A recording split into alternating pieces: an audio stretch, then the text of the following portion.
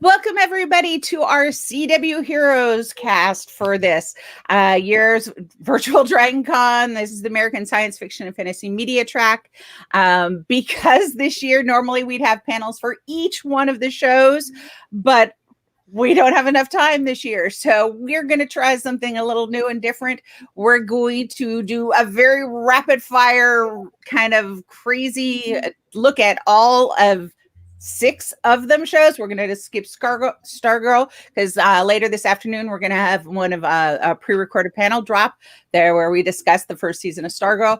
But we're going to do really fast, 10 minutes per show. I'm going to stay quiet and let my panelists quickly introduce themselves so we can jump into looking at the shows themselves. Marcus? Okay. Marcus Haynes, also known as M. Haynes, writer, teacher, lover of Arrowverse, frequent live tweeter. Jim. Hey, Jim Griffin, a longtime fan of both CWverse and a comics reader since 1980. So really happy to see so many of these iconic figures on the big screen, or the small screen in this case. Christina. Hey everybody, I'm Christina Sizemore, longtime panelist on this track. Talking about the Berlantiverse is just a fun thing to do. What can I say? I've served as a panelist at Dragon Con for, I'd say, for about 8 years now, usually as a physical sciences expert with my background in martial arts, military combat training, and Korean history. And I've been a writer for Needless Things, ran by our Dragon Con's very own first son, Phantom Troublemaker, and written for a virtual spinoff series for Supernatural that was a spinoff basically detailing the years that Sam spent without Dean while he was in hell after season 3, and that ran for 5 seasons. Greg. Hi, I'm Greg Gershowitz, aging nerd, basically. Also, that is my Instagram. I drink a lot of beer, and I take a lot of pictures of it. And Henry. Henry Hanks. I've been doing these panels for this track, especially for many, many years, and I've written for CNN, Sci-Fi Wire, and I'm starting a podcast, What the Nerd Podcast, WTN. Look that up on Facebook and look for that soon. Okay, I'm going to stay quiet, and we're going to start with Legends. Go! Legends, in my opinion, is one of the more underrated in the Berlantiverse. It gets a bad rap because of the fact that there's so much comedy and ridiculousness in it. But in my opinion, it's honestly one of the shows that shows the development of the characters throughout the Berlantiverse in the best light. Because you've seen how much Sarah has grown from being the little college nerd teenager, get what I want, into this huge just force to be reckoned with. And you see that with Ray, for example, and with Zari. I love her to death. And even though there's a lot of humor involved in it, I really feel that it's helping the Berlantiverse to span more in terms of how the characters build themselves and how they got to this point. Legends of Tomorrow kind of started off as a spinoff that we didn't quite know where it was going. It had a time travel element, characters that should not really work together, and has instead come into characters with great chemistry, lots of humor, obviously, Bebo, and it's just kind of become, I guess you could compare it to Doctor Who, but Doctor Who on acid or something. It's very bizarre in many times. Yeah, for me, Legends is my not fail to watch when it's on show. Everything else I'll see, okay, when it gets recorded, I can see it. But Legends, I'm going to see it when it comes on because it's my number one show, and I think it's the most comic booky of the shows, and I mean that in the best possible way. It captures the insanity of what is the comic world. That one week you're having a barbecue with superheroes, and the next week, you're fighting for the survival of the universe, and everyone is involved in it. Is okay, that's just what we do because it's Tuesday, and Tuesday is the day that we fight for the survival of all of the universe, and then tomorrow, we're gonna go hit the bar, and they just lean into that, which is great. Well, clearly Legends is probably my favorite. For me, it really is like a great show that kind of mixes that humor with a lot of that sort of chaos and like save the world type thing. And I think it really mixes it very well. I see somebody asked about Ryan Choi, and I think that's another strength of Legends, that because they have this rotating sort of cast of characters, like they can bring in so many different people and really let some of the heroes that aren't like the Trinity or even Justice League members get their shine. And that's one of the things that I think I really love about Legends. Yeah, I kind of feel that way about Legends also. I think I started enjoying it more when it kind of jumped the shark and became extremely silly. This past season got rather silly, especially at the end. Especially the one where we're trapped on TV. Just so self-referentially meta that it's like, okay, it's like we know where we are with this now. And to Christina's point, I got to always point in the opposite direction. I actually thought kind of Zari got a bit of a raw deal this past year. I have to agree. I really thought that the kind of to quote Alice in another show we're going to cover, so she just became this vapid run-on sentence of a person, and I really didn't enjoy that. I much preferred the older the Zari 1.0, where she was kind of a badass. Yeah, I mean, that's one thing that I look back on, like on the previous episode where they were stuck in the time loop. That episode was just wonderful to me. It really was. It made you laugh, but at the same time, it made you realize, okay, well, so she's a snarky little butthead at times, but obviously she has her reasons. And it's one of the episodes that showcases to me why character development is such a good thing in that show, because you see so much coming from her throughout that entire thing. And who the heck ever would have expected that Rory would ever be a romance novelist? Good Lord. And boy, have we taken that for a ride. They have let that go. Oh. Yeah, I think the only thing crazier that I think than Mick Rory as a romance novelist is poor Ray Palmer, who's got to have Damien Dark as his father-in-law, because Thanksgiving it's going to be rough. It's going to be a little tough. You're going to compliment the cook under just about any circumstance, I think. That's called sucking up. Yeah, that was also one of the things I was a little disappointed with. Is I thought Nora Dark got kind of pushed to the side, with the whole fairy godmother thing. She shows up in 2.5 episodes, it feels like. I mean, she might have been in more, but it just felt like she got sidelined quite a lot. No, I agree with that. I think that when the goodbyes happened, I think Nora kind of didn't get enough of a goodbye for all that she had gone through, in her quick little arc. I think the fairy godmother thing was interesting, how they kind of played it as like penance, but I don't think that it really had enough space to really blossom. Yeah. And I think it's a common issue. I think not just on Legends, but on almost all these CW shows. And I saw it when I was kind of just doing the refresher on some of the shows that I don't know as well. Is like they have such deep casts, both in terms of recurring and of main cast and of recurring cast, that I think it's easy on a season to season base to see some characters who just don't get as much attention as we'd like them to, and as they merit, both from their story arcs and the talent of the actors. Yeah, with shows in the Berlantiverse, the ironic thing is you can have a specific character's name as the title. Like you've got Arrow, you've got Flash, but they have such an expanding cast, not counting the crossovers, that everybody gets to build on their backstories, and you get to either develop sympathy for a character or wish you could push a character off a cliff. when you've got that much going on with that many characters in a universe this large, it's impossible not to accidentally get one pushed under the rug somehow, and that's not always the best decision, but I guess from a writer's standpoint I can see why sometimes you have to do that when you have a cast that vast, basically. Yeah, I think it's a lot of people's favorite, this show. There's 3 or 4 of us on the group. And like you said, it doesn't revolve around one, like it's Supergirl, Flash. These shows have one central character and a bunch of supporting who revolve around, and this spread the wealth a little more with this show. I think that's something, it works to Legend's strength, having these characters. I think sometimes it does kind of hurt them, like with the Nora thing. And even, sometimes even on the villain scale, because The thing I think I was probably disappointed with this season was sort of like the ending for the Fates, because I feel like I didn't get enough of feel of them outside of Charlie.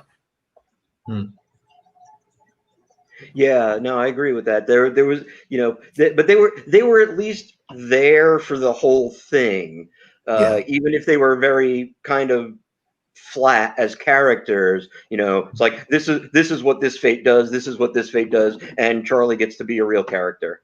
Right. Yeah, and someone just asked the question if we thought that the shows had too many characters in them, and I wish I could say no, but I don't feel that it's a matter of having too many characters so much as I feel that it could benefit from a better job of giving characters their time in the spotlight before they have an exit. Like, for example, with Arrow, when they brought in Artemis, that just didn't work for me. That was one thing that bothered me because it was just too short and they didn't really build on her as much as they could have. But like with Legends, when you had both halves of Firestarter going out, they were long-time characters and they gave them a proper closure and a proper send-off in my eyes. So it's a matter of, if you're going to have a long-term character, make sure that they go out with a bang or at least an emotional gut punch. And if you're going to have characters that are going to be there short-lived, just make it an episode or two or make it a reference to them so they know that the universe is larger. And that way you don't have as many doors just swinging both ways and you're just wondering, where did they just go? It gives you more time to get a feel for them. And if you look at the season 1 cast, a lot of those people aren't there anymore. They've rotated, they've taken characters out and added some in. So it doesn't seem overstuffed. Yeah. There's no show better at having an easy way to move new cast members off and bring new cast members in. Yeah. Yeah, I think Legends does do it fairly well, though. Yeah, it's one of the nice things about an ensemble show like that, where you can rotate out characters. Whereas, if you have too many episodes of the other shows without the main character, people go, did they get hurt or what's happening here? If somebody doesn't show up for a couple of episodes, they were just off having drinks with Rory. Or editing his most recent manuscript. Right. Because honestly, I think there's no one who would pass up the opportunity for drinks with Rory, because that's going to end. That's going to be entertaining. It may not end well, but it's going to be fun. It depends on your definition of entertaining. If blood and throwing a few punches at somebody that walks in drunk is a good idea of entertainment, then you're going to have a lot of fun. Yeah. All right. Black Lightning. So I'm a mostly yield back the balance of my time. I have to admit I did not watch this past season of Black Lightning. Not for any particular reason. Just I still haven't watched season 3 of the Marvel shows. So there's just too much TV in existence for me to keep up with absolutely everything. Let's just face it, DC has nailed the TV show aspect of their business, and we've just got a large universe to work with now, thanks to that. Yeah, I couldn't agree with that more. That they've nailed that in a way that I would not have thought possible. Really, when we saw that, the initial announcement of Arrow, that it would expand to what it has. Yeah. I'll be honest. Oh, go ahead. I was just saying, when we would come up with Black Lightning in particular, I think that that sort of expansion even kind of shifts the genre a little bit, because something I had to kind of accept was that it's going to be different from the other shows. Besides the obvious reasons, like even this kind of format. All the other shows, they more or less use that kind of Buffy-esque big bad of the season type format. Whereas Black Lightning, you have constantly rotating big bads, working in tandem with one another. And, I feel like once you kind of come into that idea, all right, this is going to be a little bit different, you can kind of really dig into that. I was nervous with Black Lightning when it first came out, not for the show, but for the fact that they were saying that it most likely would not cross over into being part of the Berlantiverse. And I was jaw dropped at that. I was, why would you not do that? And then when he came in as part of Crisis, I was just, thank you, Lord. I was relieved, because it just seems like it would be a waste to take any DC character that would fit well into that universe and not incorporate them. And And he got to be kind of the outside looking in character. It's always good to have the one person who's like, wait, you're saying there's other Earths and this, to be the audience you may have just started watching or something. Yeah. Right. Yeah. Crisis would definitely be a weird place to kind of jump in, but also a good place to jump in because everything's about to reset. If you know anything about what Crisis is. Right. And honestly, I think that will be good for the show itself, having him have crossed over into Crisis, because each of these characters have their own little corner of the world that they have to defend. Arrow has Starling City. Black Lightning's got Freeland. They've just got their own little areas. But when you add a character like that who's not really operated outside of their home area and pull them in and make them realize there's a lot more out there, I really think that seasons going forward for Black Lightning, it's going to open him up to different possibilities and give the story itself a bit of a wider expanse now.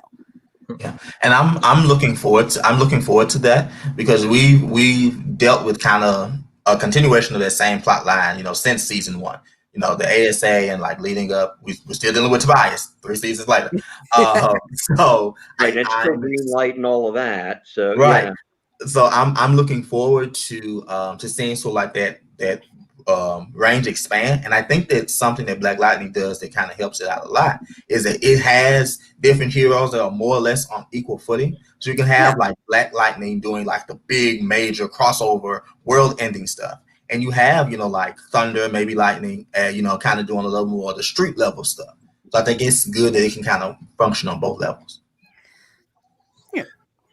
Well, one thing that I think Chris Williams does it really well. I think the Arrowverse, the Bellaniverse, CWverse, whatever they're going to call it now. I saw they wanted to tweak the title. That they need now that of course Arrow is gone and Steven knows it, is that character who's not a reluctant superhero per se, but somebody who's really cognizant of the costs, cognizant of the risks, and because Barry Allen he's happy to be the Flash. He likes being the Flash. He likes being a hero. He doesn't just do it because But it's you rarely see that. I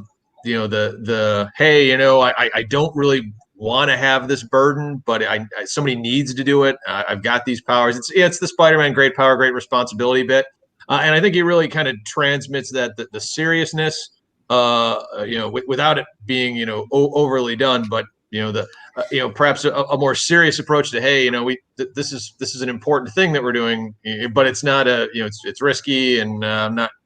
I'd like this cup to have gone to somebody else, but it went to me. And that was always kind of more Green Arrow a little bit, especially early when he was killing a lot of people. But with him gone, it's good to have some other character in the bigger CW verse. And I think it helps that you have somebody who is just more mature. He's an older actor than anyone else who could do it. And he also comes across more grounded as the only person who probably could have that. I really not sure I want to be a superhero, but I'm kind of stuck with it, which would be, I don't know, whoever's playing Batwoman. But there's a whole lot of other baggage there with that character that I think Black Lightning didn't have. So it's really good to have somebody bring that kind of gravitas to just the act of being a hero, which I think he does really well. Well, I looked up, and Chris Williams is 50 years old, which would be unheard of a few years ago in the CW to have someone. So it's nice to have the older generation represented as well. Right. He definitely skews the mean. But that's one of the good things about the show, though, in my opinion, is that not only is there a lot more of the gritty realism involved that you just don't see, like in Legends, for example, because it's more it's more comedic in that terms. But also, it's the fact that you see this man as an educator, you see this man with a wife, you see this man with kids. I mean, he's got a mortgage, a family, a job to take care of, and Tobias to take care of on top of it. I mean, he's got a world, and that's one of the things I like about that show is it not only the realism of what you have to do when you're out there trying to save the city, but also the fact that there's realism at home. There's bedtime, and snack times, and tests to grade, and people to hire and fire. I mean, it lends more to him being a more well-rounded human. And, Yeah. and dealing with all That's a the great weird point. teenage hormones plus superpowers. Oh yeah. And I think that's a strength of just the Arrowverse just in general, that you can have a show like Legends in the same shared universe as a show like Black Lightning. Yeah. You can Yep. deal with Agreed. so like real world issues. You can deal with like struggles of Black communities, drug addiction and so on, in a way that doesn't seem as off-putting as like when say Arrow or other shows kind of did it. But like you have this real sort of like grounded, real gritty sort of type of heroism that's sort of undercut by the real world issues that this family faces. And I think that really kind of helps to expand the scope of this universe in a way that I don't think we really see often. I agree.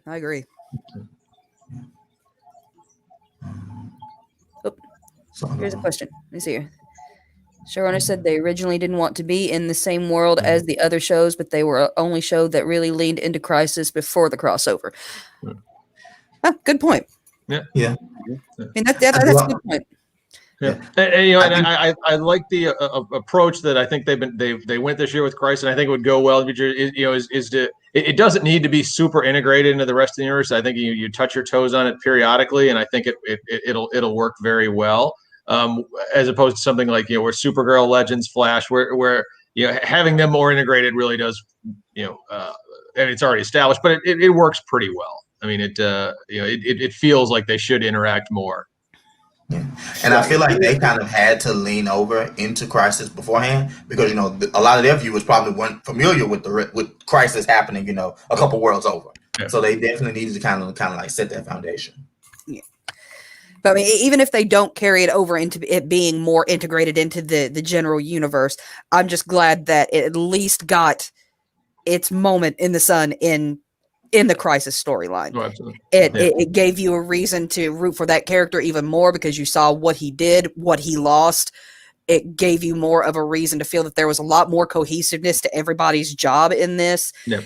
And I'll be honest with you, one of my favorite moments in the entire crossover was right after Lila had vanished, and here's John talking about trying to find her by any means necessary, and you just see he and Black Lightning just look at each other and just nod like that, like, hey man, gotcha. And I was just, there you go. Just knowing that I'm not the only person right now that's going through all of this ridiculousness in my life it was wonderful to just see that. Yeah, I feel you. I got you. Yeah. And I would say he got my my second favorite line of the Crisis episodes at the end when the Justice League's put together for the first time, and he asks you but how often does this happen? Do we need to have a table like this? Yeah, I mean, that sums it all up pretty well. That outside looking in kind of approach. I agree.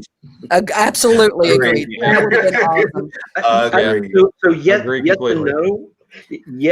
Yes, because he's the hero. He's a hero that didn't get to be Paragon level, but also no, because you kind of needed just that regular person to also represent as a Paragon. All right. Now we move on to probably one of the most troubled shows of the year, Batwoman. Oh, where's my notes on that? I totally watched like almost the half seasons of everything. I already kind of miss Ruby Rose, and especially from her interactions with Supergirl in Crisis. Oh. That was so beautiful.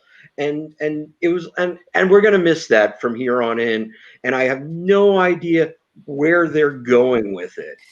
I'll be honest with you, I absolutely fell in love with her interpretation of Batwoman. She's got the snark, the attitude, the flip the middle finger to everyone. I don't care what you think, but she can still manage to have that vulnerability to her at the same time. And I love that character to death. But yeah, I'm with you on that, Greg.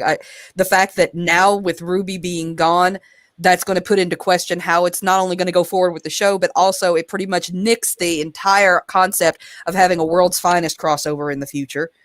Yeah. And they did so much building up with she and Supergirl and their relationship in Crisis. It's just like, that's just such a sad missed opportunity now. Yeah. Yeah, I can't imagine what what the writers will have to do, and maybe Christine, I think you certainly have much more perspective on this, in that so many of the other characters in the show, their relationship wasn't to Batwoman, it was to Kate Kane. Yeah. So when Kate's gone, there's somebody else who's calling themselves Batwoman, but like, why is anyone going to see her as Batwoman? Why is anyone going to assist her? How do you rebuild all these other characters' relationship to somebody who's just has no connection? I can't fathom as to why they decided to just completely create a new role. I think everyone, is disappointing that Ruby Rose decided not to continue. I think we all pretty much would have accepted a recast because so much of the great parts of that show were wrapped up in relationships with Kate Kane. I mean, I'm going to stand on my mountain and say that Alice is one of the best villains that the universe has given us. And taking that away from the show, what are you doing? Like, what are you planning? From a writer's room standpoint, the only way that I can think that it would make any sense is if they somehow tied it in with Kara, as in this person building up a new relationship with these people, like maybe an old friend of Kate's in some way that's coming to close out her business or pay her respects, and Kara, just maybe happens to cross paths, and it's a chance for them to share old stories and kind of reminisce and mourn over her and build it from there. That's one possibility I think might work, but it's going to take a lot of building up to get to that point. And honestly, I hate that has to be a thing, that we have to have Kara to kind of to sign off on a new Batwoman, but I'm with you. I don't know how else they can really sort of endear us to her. And I hate that because I want to be excited about I can't remember the actress's name, but the character Ryan Wilder. I want to be excited about her, but there's just so much great narrative that now has to be rewritten, and I feel like she's coming in at a disadvantage, and I hate that for her. Yeah, I'm almost hoping for like a bunch of other multiverse versions of Batwoman to just show up for no good reason, because we don't need a good reason. And somehow I think that would almost make the writing easier, because they're all actually Batwoman and they all have that relationship with their versions of those people, and allow that to kind of drive the story for a little bit until they kind of figure out what they want to do. If we can have a new Harrison Wells every season, in fact, then we can flip and have a multitude of Batwomen and just put them in a line and just be, okay, you're our next one. Yes. Like give them all different colors. Just don't call them Power Rangers. We'll be okay. Right. And I just have to say that it really disappoints me, because I spent a lot of time in my live tweets and on forum boards like talking about what Batwoman, especially in this back half, and saying like, no, this is actually really good. Like I'm really enjoying it. And now it feels as if they've kind of given more ammunition, because it's like, this was such a great story. What are you doing? Yeah. They're gonna pretty much have to start from scratch with this new season, and I think it's there's probably like kind of a bias against the Darren thing, changing actors in Hollywood. Like they'd rather just have a brand new person. I think that's usually kind of like the fallback. But I've seen minor characters change actors, but the main character changing actors, I think, has a bad background, so they try to avoid it, I guess. I mean, can you imagine if we had Arrow with the original actress playing Sarah? I don't know if that would have worked at all. Yeah.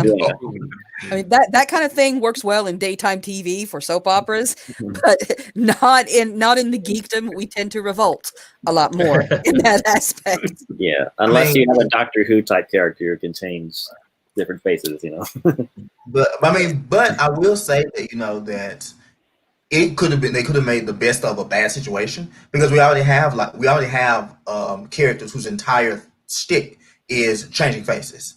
We know eventually the multiverse is going to come back. This may, jumpstart it a bit, but I feel like there are ways that they could have done it to keep the Kate Kane character. And I think that's what really just irks me so much is that we're losing the Kate Kane character that was such a huge part of what was great about Batwoman. Yeah. But I'd say one thing they got right. We touched on the question of how are they going to work on this, and I think they've left one bigger question that every show that's ever touched on the bad characters I think is left out there. The question is, why would anyone in their right mind continue to live in Gotham City? For the love of God. Thank you. I mean, you see why they needed Batwoman, and the Fox guys, Fox Network definitely showed why you needed Batman, and every iteration of the various films, like why would anyone continue to live in Gotham City? They got that right on Batwoman. Yeah. They certainly needed some sort of vigilante there. Yeah, don't get me wrong, it makes for great games, and having an open world in Gotham and Arkham Knight, for example, that's a wonderful thing. But no, actually living there, I would die before I let my kids set foot in that city. Absolutely not. And from watching Gotham, it's like, wait, how are you getting recruits to be police? These are like, these people will be killed first. For no Gotham reason. University is probably the only college in that America where the out-of-state tuition is lower than the in-state tuition. But let's just go ahead and face it. If you're not a superhero, if you're any kind of first responder or police officer in Gotham City, you are the red shirt of Gotham City. That's just it. You're expendable. And it also doesn't help that everybody could actually be somebody else. And no matter how well you know them, you'll never notice. It's like, wait, you impersonated this person's father figure, and they didn't notice? I mean, you don't even okay, yes, you might have the same face, but you don't have the same body. You don't have the same mannerisms. You don't know the same stuff. How do you not notice this? Because I think everyone in Gotham is constantly experiencing PTSD. Clearly, Either that or trying to get through the day. You get home and like, yeah, I wasn't, I did no Joker gas. I didn't see anyone get shot in front of me. There weren't roving gangs of clowns, pulling apart my workplace. I'm good. So you don't notice like, hey, my wife looks like my wife, except she's like a foot shorter. And That's why my favorite DC cartoon that I ever saw drawn was a picture of Lois Lane sitting at the computer looking shocked because she's on her Facebook feed with a picture of Superman character carrying her and facial recognition saying, "Would you like to tag Clark Kent in this picture?" That is an amazing picture. Yeah, it is. It's that Clark Kent syndrome. I have the glasses on. No one can see me. Oh, no. Now they're on. Now they're off. Yeah, and so to get back to the show, like I say, I had to take notes because there's so much.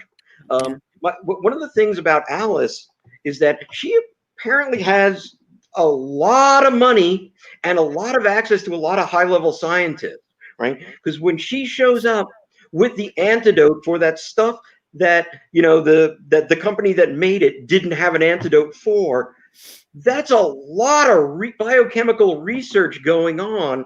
And if it's growing on one island in one spot, I want to know about, because I know we're getting a lot of her backstory, but it didn't seem like there would be that kind of resource available. Yeah. I think we're probably going to change over, but I do want to say that I think that's a connection to her, like the larger agency that she's like under, the Sophia, I believe that's how you pronounce it. That was probably something we're going to get from them. I would hope so, because it does. I'm with him on that. Yes, and it is time. Of course, I have myself muted. So we're going to move on to Supergirl, since we were talking about glasses and all. So the main theme of this season of Supergirl, to quote Tommy Wiseau, is "Everybody betray me." And it just seemed that was the kind of the character motivation for nearly everything that Lena did. It's like, oh, everybody's betraying me, and after episode 8 or 9, that I don't know, it just kind of wore thin for me. It's like, okay, it's like, and plus, Nona Cherry was the dumbest supervillain idea I've ever heard of. It's like, I'm just going to make everybody not violent, but that also isn't the only way to hurt people, especially when, okay, you've been hurt emotionally, and now you're just going to prevent people from hurting each other physically. And how does that work? I Yeah. I may be putting myself up on the chopping block, but especially after the greatness that was season 4, I was quite disappointed with Supergirl this season. And I think a lot of it is they really drug out a lot of storylines. The Malefic storyline, the Lena. There's no reason why Lena should have still been mad at Carl post-crisis. The entire universe has been recreated. Ma'am, please let it go. That was the biggest sore point for me, was the whole storyline with Lena. I was just waiting from the time she was introduced. I was just waiting for the bomb to drop and something to go wrong to make her turn into, the quote unquote Luther stereotype. And I was just praying it wouldn't happen. And now that it has, it's not so much this whole villainous aspect as it is almost like a toddler throwing a tantrum because somebody took her toy away. And it's just, I agree with you. It's just that to that point where you're just, man, let it go. Just be Elsa. Let it go. Yeah. I have never been a big Lena fan, but I am ready to say that John Cryer is one of the better Lexas we've ever seen. Oh my gosh. Oh, yeah. Agree completely. Michael's always been my favorite Lex, hands down, in any universe. He was the first and only one I ever felt sympathy for, but oh my gosh, Supergirl, the goodness, he has nailed the character. It's amazing to see how he works. Yeah, and he's very like classic Luthor. There's not kind of a twist on, he used to be friends with Clark Kent. It's a very classic version of Luthor, like even more than Gene Hackman maybe. Actually, the one thing that made me giggle in Crisis when it came to Lex was him walking through the forest and he was whistling the same tune that Gene Hackman always whistled in the movies when he was doing something. And I was just, that's so sweet. I love it. Yes, that was a beautiful little Easter egg. It was. It was. And giving Miss Teschmacher such a role too on top of that. Yeah, I agree with one of the comments that somebody put in a few minutes ago, that you've really got a great cast there. I mean, a lot of solid actors. You've got some, exactly, a great cast, great premise, and some of the writing that doesn't always live up to it. Sometimes it's the direction. I think they take some of the supporting characters, and then I think some of the I often have a complaint with how they'll write Kara or Supergirl herself, and I think it's almost done to make a conscious distinction between her and Superman, especially now that Superman is much more present in the CW universe than he was when Supergirl started. Is she often comes off, I think, a little bit. She's written less as just purely inspirational and often a little bit kind of holier than thou. She's sort of like, you shouldn't be doing this because I'm telling you shouldn't be doing it. And they don't know too much, but it's enough to occasionally, make the character a little bit grating. Like for me, I like the supporting cast and how they're written often much more. I mean, I could generally watch John Jones do anything because I just love the Martian Manhunter as a character. So the fact that he's on TV, I think, is just great. But you often see, I think, a lot of the same dynamic that impacted like Lena, in that. A problem or an issue just drug out long and long and long, kind of go back with Kara, and wanting to say, hey, get over it or put things in perspective. I mean, the number of times in the seasons where Kara would talk about being, not quite the last Kryptonian, but I saw my world end. And I'm like, you're talking to John Jones here. Right. Saw the white Martians wipe out his family. He's seen the same thing you have. So it's, maybe and he's seen his perspective is valid too. Yeah. And John has seen it up close and personal. It's not quite, it's not as abstract because, Kara was already in the Phantom Zone when Krypton was destroyed. Yeah. She didn't even know it had happened until later, so. Yeah. Some of I agree. So a lot of the supporting characters, the Olsens are definitely. I was highly entertained by both of them this season. The James's storyline got really interesting.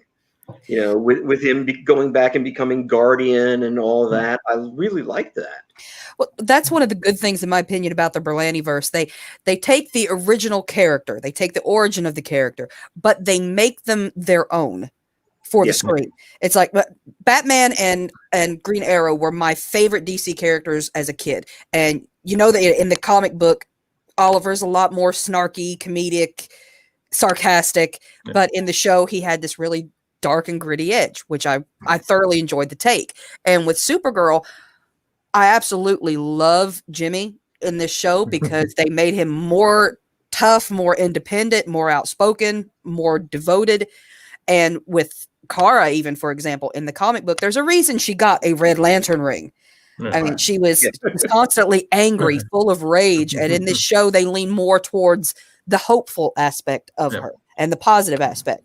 They always can keep the character somehow grounded as the character, but yet give their own little spin to it. I don't know how they pull that off, but it's honestly just a refreshing twist to see it. Connecting to kind of like the supporting cast thing, I feel like Supergirl is the one show where I'm really want to see more of the supporting cast. Because I look at characters like Nia, characters like even Alex, you know, don't really get a lot of time to really grow or develop as characters the way that they should. And I think that's something that makes drawn out arcs like the Lena and Kara conflict even more irritating.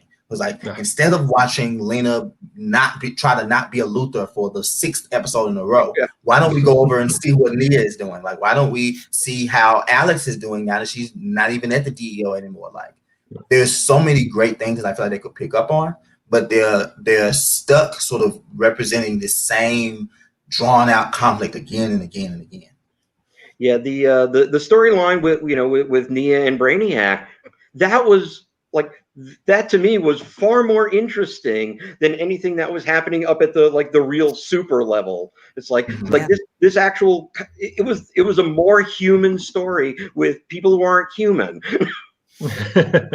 And like just like with Batwoman, another curse of somebody leaving the show and it derailing things. The one time we got a good look into Alex's personal life and got to see her grow as a character and as a person who wanted to be in a relationship, the actor that was playing her love interest leaves the show, and you just cut off a great arc by doing this. And it was just like what we were saying earlier. Would recasting have actually helped that possibly, so we could see more growth in her? Yeah, these writers got to be frustrated with these actors leaving in the middle of the story. Like, I had so much more. It's like, I have these other 35 pages and now I have something. Okay. It's like, we'll do another Leviathan story. But I think on the bright side, I know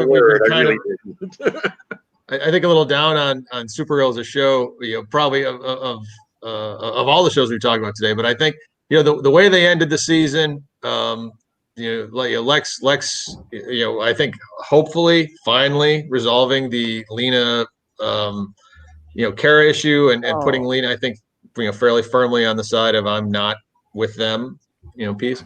And then you've got Lex, you've got Mama Luthor out there. Yeah, I think they're well set up to I think like fix the things that were kind of that we've all kind of hit on as annoyances and to, you know, kind of get back to where they were, you know, in season 4.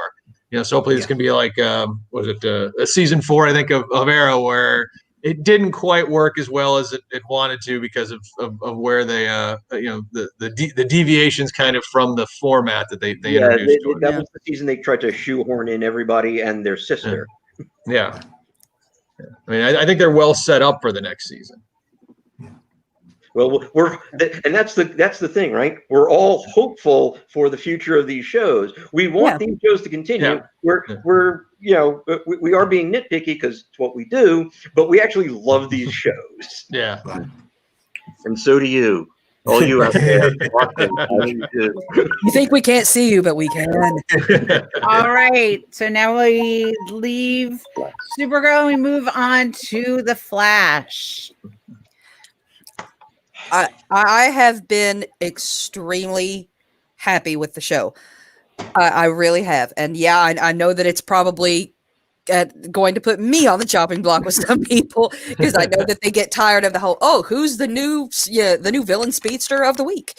Because that does happen a lot. But I've really enjoyed that show because that show is one that does very well with what we were discussing earlier of giving the supporting cast in the show their spotlight.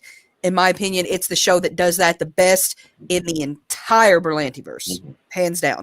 Because you develop such a closeness with what Cisco's been dealing with his family, with what Caitlin's been dealing with trying to find out why Killer Frost has been a part of her from minute one, and you get invested in what they're going through. Yeah, it's. I think the toughest character they have is Iris, who has no superpowers, and it's easy to just make her be the worried wife, and they've been able to give her more than that. But I am so happy with what the new showrunner has done, particularly in that first half. It was beautiful. Like I would say that some of the episodes in that first half were some of the best I've seen. Yeah. Probably since season 2, to be honest. Like there were just so many great storylines, so many great moments, so many great relationships with these characters. I think that flustered a little bit in the second half, but I think overall, like this season has really kind of put the Flash back in a really great space. Yeah, I think that decision to not have a season-long big bad, but to really run it almost like like comic book arcs. We're going to have an arc that goes 6-7 issues, and then we're going to have a couple self-contained stories, and then another. It really works well, so that you avoid that feeling of what you get in that 20 episode arc, 20 episode season where you have one big bad of like, hey, this is a pure filler show. This is right. Hey, here's a self-contained story that's got some filler in it. Okay, now here's another self-contained story. I think it worked very well. I think. Yeah, I think that Eric Wallace really paid attention. That's the new showrunner. I think he really paid attention to what people were saying because that was the most common complaint about Cicada. It made absolutely no sense that he would get away every single episode. And I think they're kind of truncating the season. So, you have Bloodwork in the first half, and then you have like the Mirror Mistress in the second half. I think that was a great decision because it let Bloodwork, stay for as long as he needs to be and be a really good, succinct villain. And it let, the Mirrorverse arc really kind of flourish and not have to fill out so many episodes. Yeah. Right. Yeah. No, I definitely agree with that. Bloodwork. I thought that Bloodwork as a villain actually worked nicely, and because because of his story arc. And although I'm slightly done with, my personal tragedy is going to somehow turn me into a supervillain again, but we also knew that this was also the lead up to Crisis. So every week was a new lesson for Barry or a new lesson for Barry to teach someone else. Mm-hmm.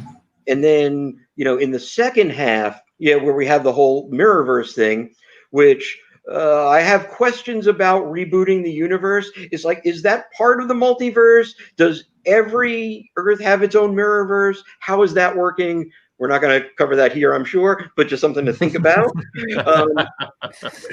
My biggest problem with the Mirrorverse thing was kind of a similar problem to what I had in Batwoman is, how did you not know she was a fake?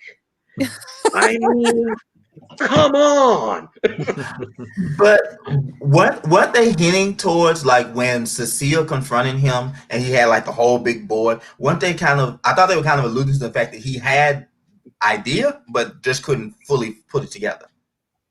But they dragged that out for the whole half season. So it almost makes you wonder if they were doing it because of the whole thing with Elseworlds, where Felicity was so upset with herself for not realizing what the body swap was going on about, but how Iris picked it up just like like that. It's like, is this your way of slapping that moment in the face? Let's do it to Iris this time. Right, because Iris knew that it was not actually Barry.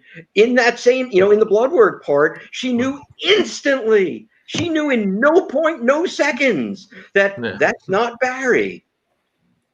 So yeah.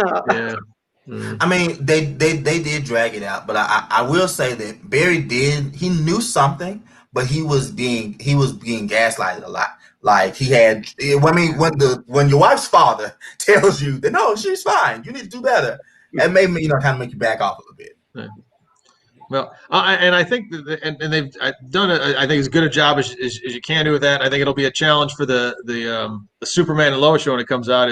As Barry's powers have grown. I mean, now you really have that challenge of how do you make a good villain for him every week? How do you have somebody who can convincingly not be like, oh, the guy who can run through time, or run fast enough to shatter through time. Yeah, okay, yeah. How he doesn't fix that problem right off the bat. Yeah, I think that's the dynamic where you get that. Well, we'll do this atypical thing, or it's a psychological thing, and yeah, sometimes they drag it out too far. I think that's generally. I think they've done pretty well working at it, but when they kind of misstep, I think we get what you're talking about here, where it's like kind of drag that problem out a little bit longer than anybody else who had to deal with that same problem this season. Well, it's the comment that just popped up.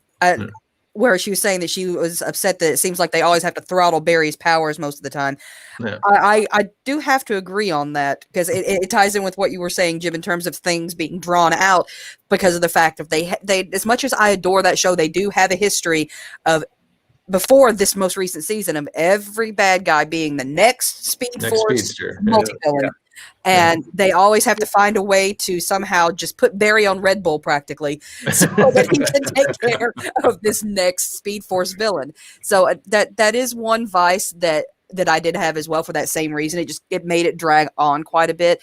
But I think that honestly, that's what I've liked about the most recent season so much is exactly what you were saying earlier, that it's breaking it up into arcs and it's giving more time for you to not only be able to deal with that present threat at the moment, but when you have that many characters that you do so well with giving a backstory and giving sympathy to, you have to be able to treat each of the characters in the show and give them their due diligence. And you also have to take care of the current villain at the moment. And I honestly think that splitting it up like that helped them to basically be able to give more of a rounding to all of the characters in the process. It made a fuller story for him, if that makes any sense. Yeah, and to that same point, Barry's never ending. I only have a little bit of power left because the thing is turned red and now it's not. Hopefully they'll be able to do something about that. But yeah, it is like Jim said, it's the power escalation problem. Especially, because suddenly you have villains who can, murder the planet by accident because they have to be that overpowered. And then that presents an even bigger problem when you have everyone on the same planet. Yeah, very good point. Well, I thought I'd mention the elephant in the room is we're not going to have Disney next season. Personally, I was never much of a fan of his. I don't know if anyone else was. And I love Elongated Man. I didn't like that he was Plastic Man's personality as Elongated Man.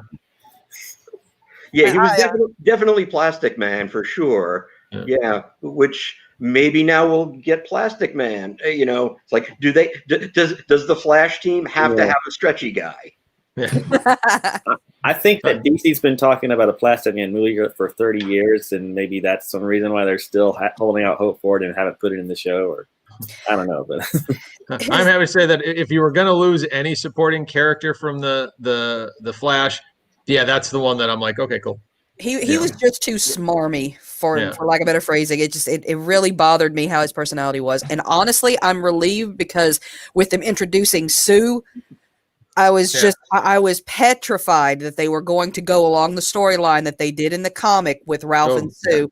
And I was no, don't do that. Don't do that to the Flash. It's one of the only pure shows we've got left. Please don't do that. Oh yeah, that would have been horrible.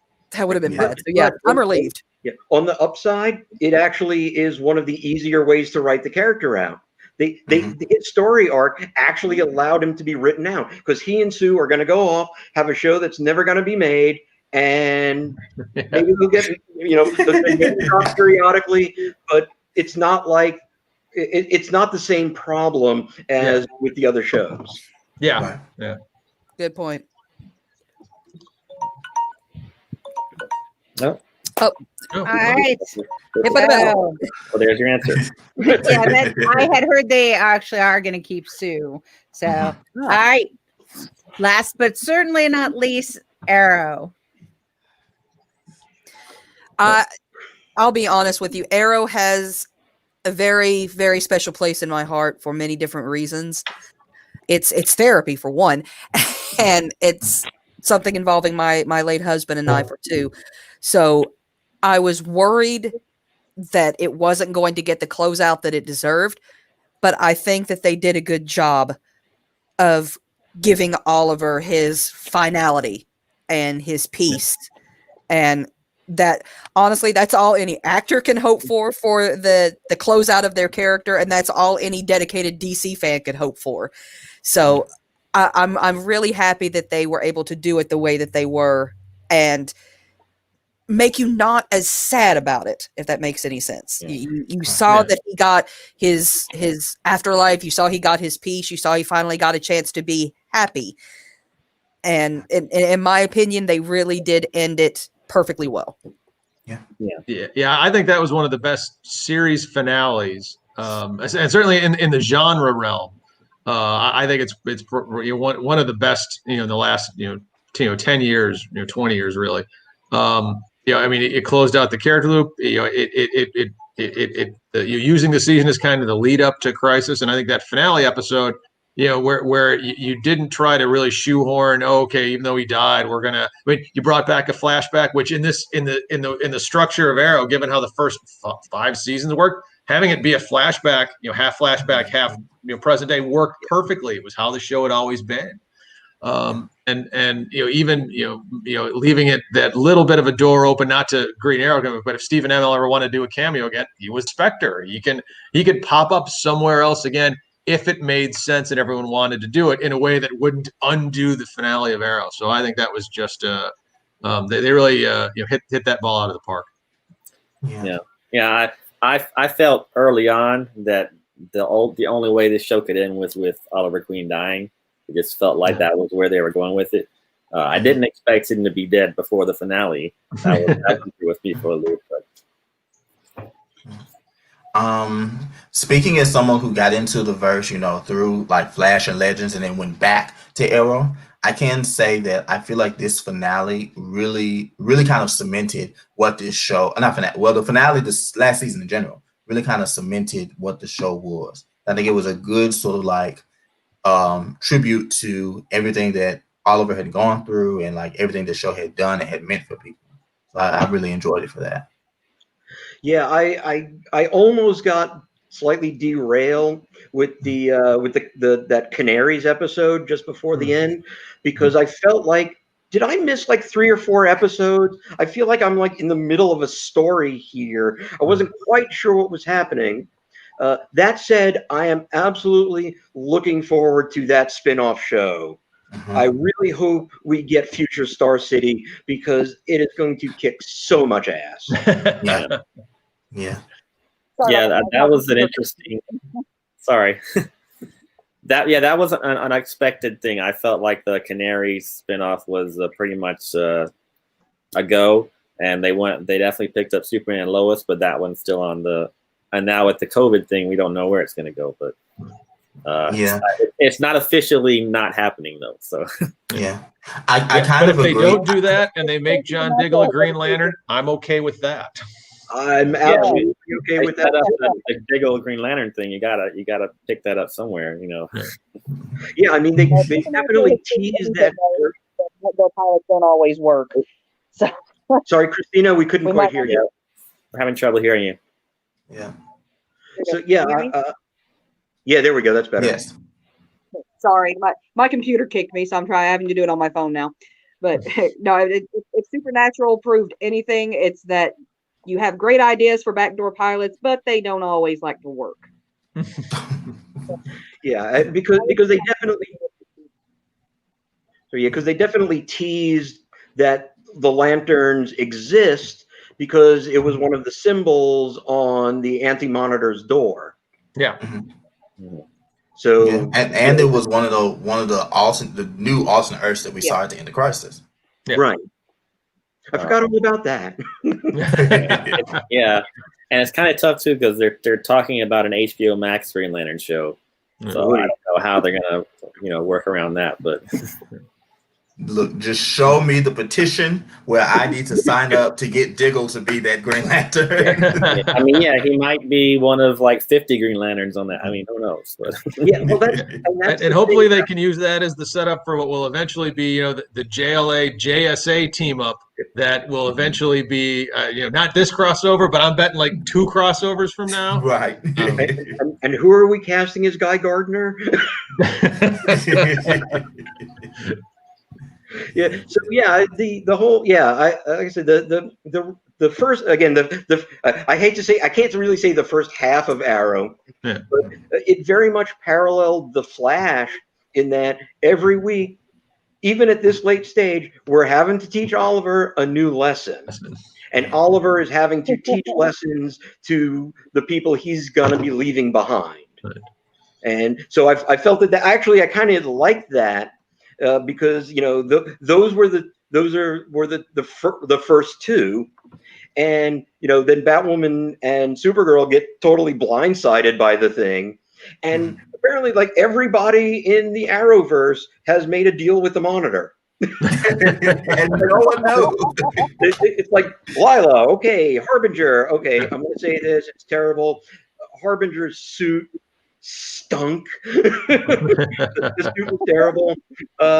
But you had Black Siren make a deal or not. It was a whole. It was very much just like, is there anybody who doesn't know this is happening? Like, just advertise on late night TV.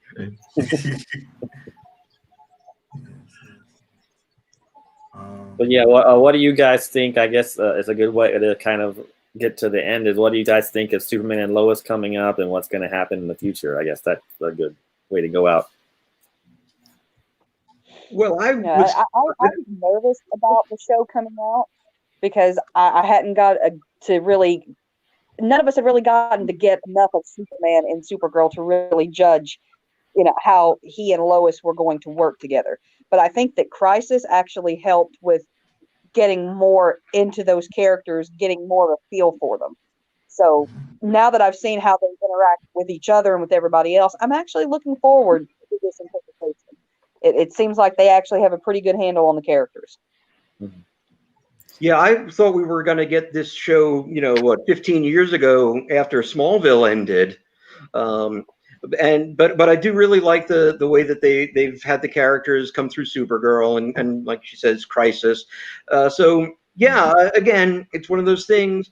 I don't know what it's gonna be like, again, like Jim said, because of the power level issue. But I'm looking forward to it because more superhero TV is better superhero TV than no superhero TV. Right. Yeah, I'm glad we don't have to do an origin story. As long as Lex is part of this, I'm in. Yeah.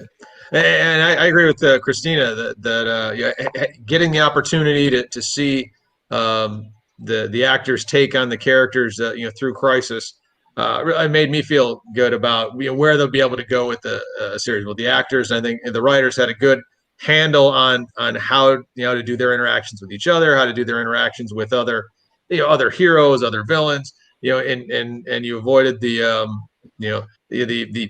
angst about being Superman that is in the other part of the multiverse that's on the silver screen right now about, well, should I be Superman or not? Like, Tyler, I'm not pronouncing his last name. Tyler Hoechlin seems to, the best portrayal I would have said of really Superman since Christopher Reeve, but I'm going to put a big asterisk on Brendan Routh nailing Superman in Crisis in a way that I don't think he was with material. He wasn't even the right material in 2006, but he really had it, this year.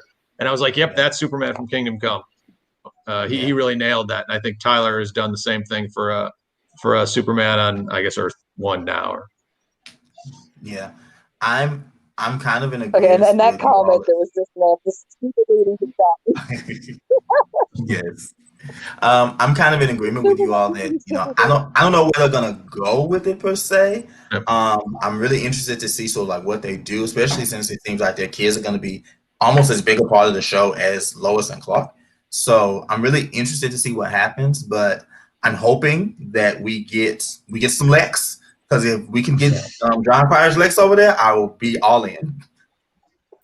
Yeah, Yeah, I don't want him all the time, Absolutely. but occasionally sticking his nose in, saying, Oh, yeah, yeah. don't forget about me. I'm still here. I'm here for that. Yeah. This the commenter pointed out there's rumors there might be a different Lex from a different Earth, but I kind of hope they give us some of John Cryer instead, but we'll see. I hope they don't do that. All right. Wow.